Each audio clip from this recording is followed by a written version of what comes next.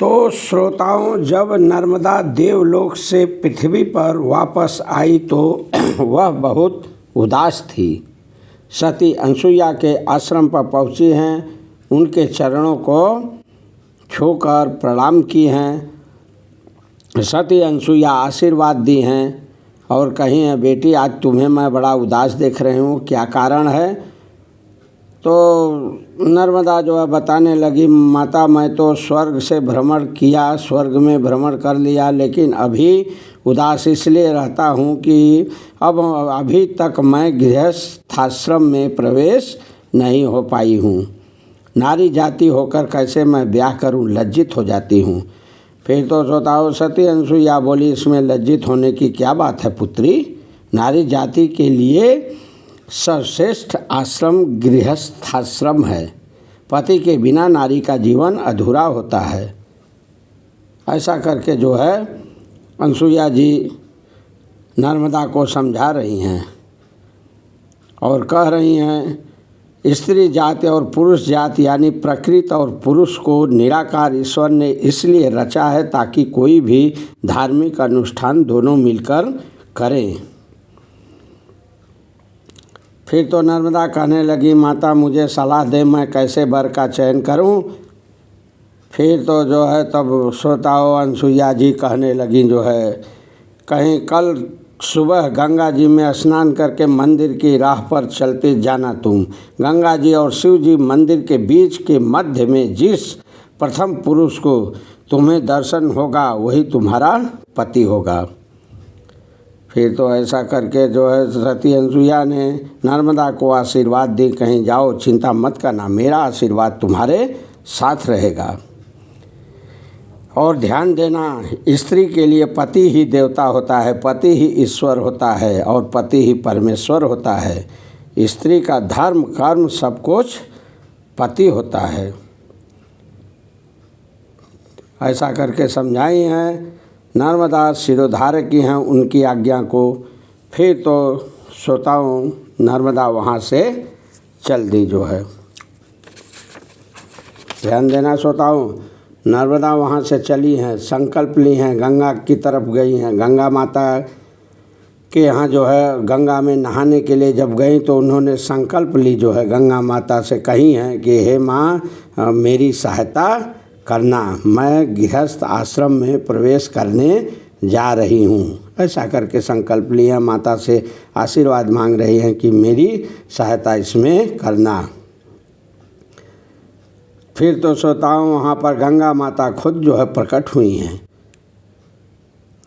नर्मदा को गंगा माँ दर्शन दी हैं, कहीं है जाओ पुत्री, तुम्हारा जो है ये धर्म पति व्रत धर्म सफल होगा और अनसुईया सती अनसुईया के साथ तुम्हारा भी नारी जाति में पूजा होगी, तुम्हारी पूजा भी होगी नारी जाति में। फिर गंगा माँ अंतर्धान हो गई। श्रोताओं, नर्मदा स्नान करके मंदिर की तरफ बढ़ी है। रास्ते में सर्वप्रथम श्रोताओं वही वेश्यागामी युवक जो घूम रहा था, दो बार जो है सुधरा नहीं, अब एकदम जर्जर वृद्ध रोगी हो गया है, वही जो है फल खाते हुए जो है सड़क पर लेटे हुए दिखाई दिया, घसीटते हुए अपने को जो है धीरे धीरे जो है सड़क पर से उतर रहा था सीढ़ी के सहारे। कांटों में उसके जो है शरीर के में उसके जो है कांटे चुभे हुए थे, रक्त निकल रहा था।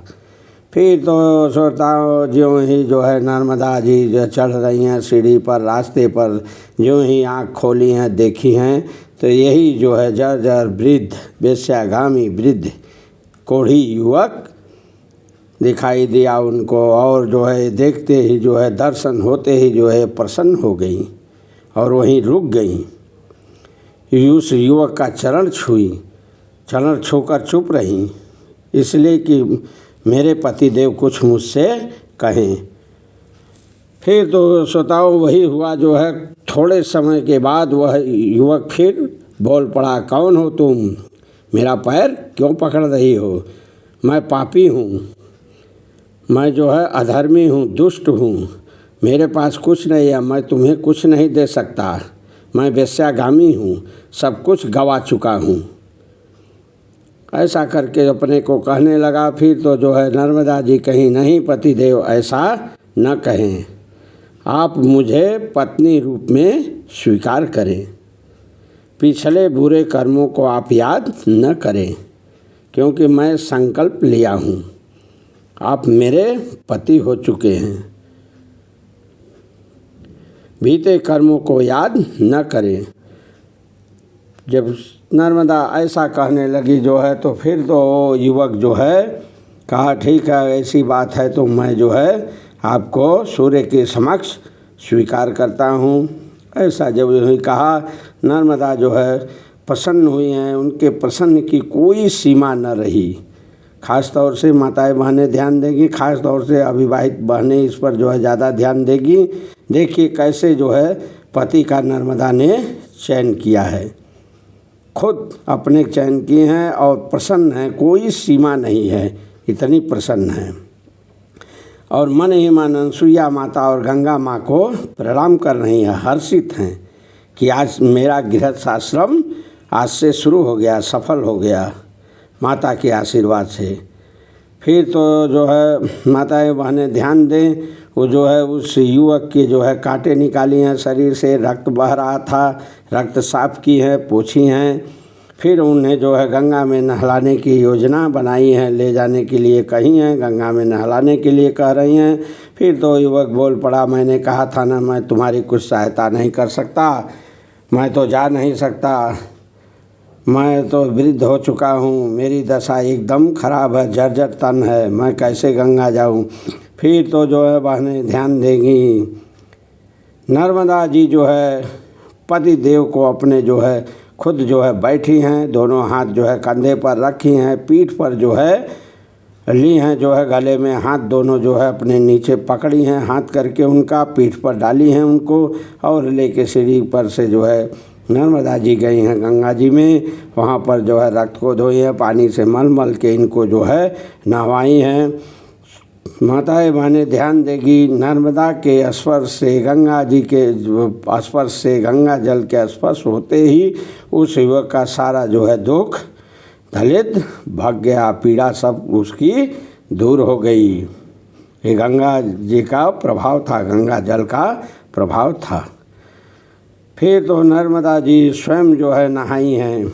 उसके बाद जो है पति देव को जो है फिर पीठ पर जो है माताएं बहनें ध्यान देंगी, फिर जो है पीठ पर बैठाई हैं और पीठ पर बैठा कर अपने जो है लेकर के आश्रम आई हैं और सेवा करने लगी। ध्यान देंगी, खास तौर से अविवाहित बहनें ध्यान देगी। नर्मदा जी धन्य हैं, ऐसे जो है पति को इन्होंने, ऐसे जो है युवक को इन्होंने पति रूप में स्वीकार की हैं।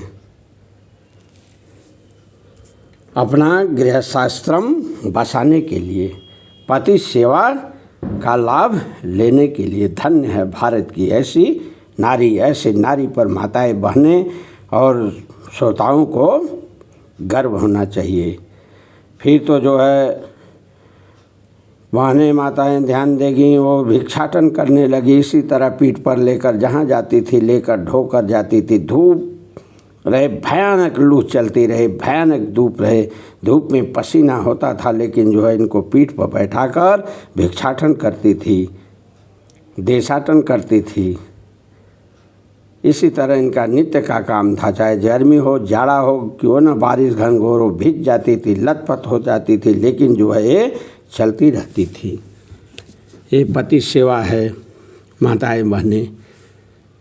ऐसा करते करते एक बार एक गांव में गुजर रही थी, पीठ पर लेकर जा रही थी, गांव का कर्मकार देखा, बेचारे को बड़ी दया आ गई। उसने रोका, जो है प्रणाम किया, कहा जो है माता मेरे पास एक ठेला गाड़ी है, मैं आपसे जो है प्रार्थना करता हूँ कि आप ठेला गाड़ी ले लीजिए, मैं मुझको जो है देखा नहीं जा रहा है, ये आपका जो है ऐसा जो है परिश्रम मेरे यहाँ व्यर्थ का पड़ा हुआ है, माँ इसे स्वीकार करें। फिर तो नर्मदा जी जो है वन में विनय करने पर उसके जो है उसकी ठेला गाड़ी ले ली हैं। फिर तो श्रोताओं माताएं बहनें ध्यान देगी, उसी ठेला गाड़ी में बैठाकर देशाटन तीर्थाटन कराने लगी, जहाँ जाती थी उसी में बैठा कर लेकर रात दिन जो है रात को रात नहीं, दिन को दिन नहीं समझती थी।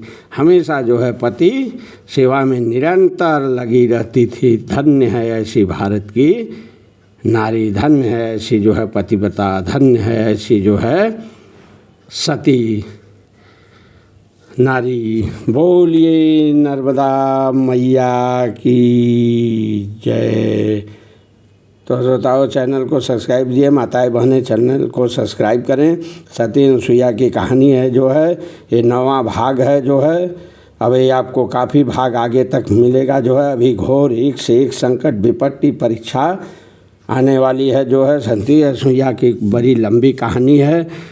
चैनल को सब्सक्राइब कर लीजिए ताकि आप जो है लाभ ले सकें और जो है अपने जीवन में ऐसा जो है कुछ चरित्र उतार सकें।